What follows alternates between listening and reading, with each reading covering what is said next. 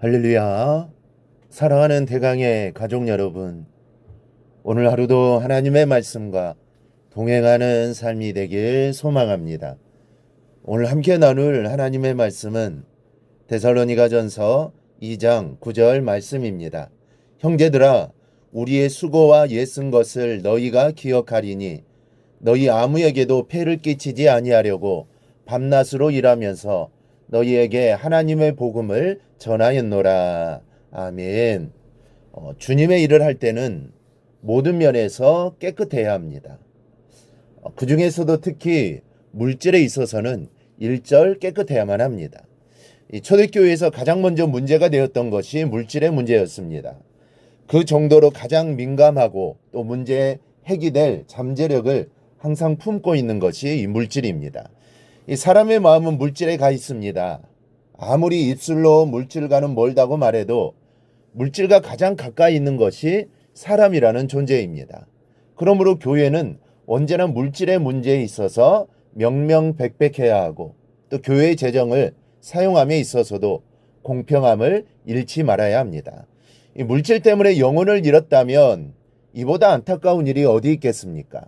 주의 일을 할 때는 물질에 깨끗해야 합니다. 이것이 잘못되면 수고하고 애쓴 것이 다 수포로 돌아가게 되는 겁니다.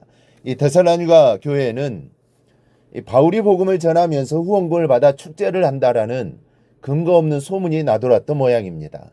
그래서 바울은 이렇게 말합니다.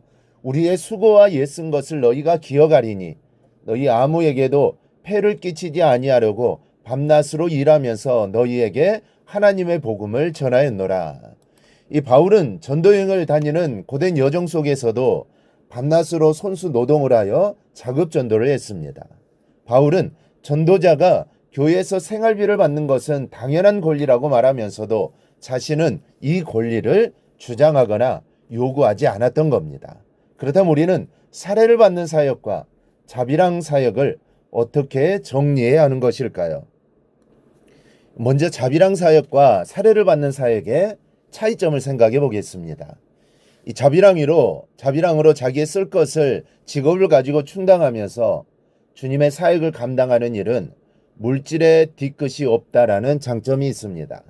내 것을 가지고 복음의 사역을 감당하는데 남이 참견할 일도 없고 또 나무랄 일도 없기 때문입니다. 그러나 자비랑 사역은 아무래도 주님의 일에 전념할 수 없다라는 이 단점이 있습니다. 이 바울처럼 강직하고 철저한 종이라면 물질 앞에서도 자신을 지킬 수 있겠지만 사람은 주머니가 넉넉해지면 그만큼 절실함에서 멀어지고 배가 부르면 눕고 싶어지기 때문입니다. 이 자비랑 사역은 물질이 부족할 때도 어려움이 있고 반대로 풍성할 때도 그만큼의 위험이 있습니다. 어떤 전사님이 계신데 이 전사님은 신학교 시절에 아주 열심히 목회를 준비하는 뜨거운 사명의 소유자였습니다. 고향은 저 남쪽의 바닷가인데 쓸모없는 갯벌 땅을 가지고 있는 이 가난한 집이었습니다. 그런데 그 고향 땅이 관광지로 개발되면서 보상금을 받았는데 생각지도 않은 부자가 된 겁니다. 그런데 그 이후로 이 전도사님의 사명감은 자신도 모르게 식어졌습니다. 왜일까요? 어떤 이들은 바울의 모습을 예로 들면서 자비랑 사역이 모범인 것으로 말하기도 하지만 중요한 것은 사역자의 재능과 역량에 따라 하나님께서 달리 역사하신다는 점입니다. 사례를 받는 사역은 주님의 일에 전념할 수 있는 장점이 있습니다. 그러나 그만큼 물질의 깨끗함으로 문제를 만들지 말아야 하는 의무도 잊지 말아야 합니다. 둘째, 목회자는 다른 직업을 갖지 않고 사역에 전념하는 것이 원칙입니다. 이 구약의 하나님의 전에서 봉사하는 제사장들이나 레위의 자손들은 다른 지파들이 바친 11조를 그 수입으로 해서 생활했습니다. 왜일까요? 레위 지파도 직업을 가지고 농사를 짓고 양을 치며 하나님을 섬길 수도 있었습니다. 레위 지파의 인원이 적지 않았기 때문입니다. 그럼에도 하나님께서 레위 지파를 11조와 드린 애물로 살게 하신 것은 하나님을 섬기는 일에 소홀함이 없도록 하기 위함이었습니다. 이 목사가 구약의 제사장과 꼭 같지는 않습니다. 그러나 하나님을 전적으로 섬기는 직으로는 다를 바가 없습니다. 따라서 목회자는 드려진 애물로 생활하며 하나님을 섬기고 양무리를 목회하는 데 전심하는 것이 하나님의 뜻이요 원칙입니다. 요즘 목회자들 중에는 직업을 갖고 목회를 하는 사역자들이 있습니다. 이 코로나 팬데믹을 지내면서 작은 교회들이 재정적으로 많은 어려움을 당하게 되었고, 그래서 목회자들이 어쩔 수 없이 일을 하게 되었습니다. 그래서 총회 차원에서도 어쩔 수 없는 상황에 놓여 있는, 즉 개척교회나 교회에서 목회자에게 생활비를 줄 수 없는 교회에는 목회자들에게 이중직을 허용해 주었습니다. 최소한의 생활을 하면서 목회를 이어가도록 하기 위함입니다. 이런 모습을 보면 너무나 안타까운 마음이 듭니다. 오늘 우리는 바울의 자비랑 사역을 거론하면서 사역과 물질의 관계를 살펴보았습니다.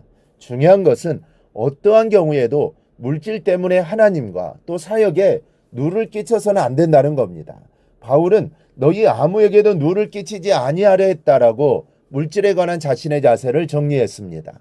하나님뿐 아니라 사람 앞에서도 물질 때문에 문제를 만들어내지 않는 것이 신앙인의 기본 자세라는 것을 잊지 말아야 합니다. 여러분, 주님의 일에도 우리는 물질을 만지지 않을 수 없습니다. 물질이 없으면 주님의 일을 할 수 없습니다. 그러니 물질이 필요합니다.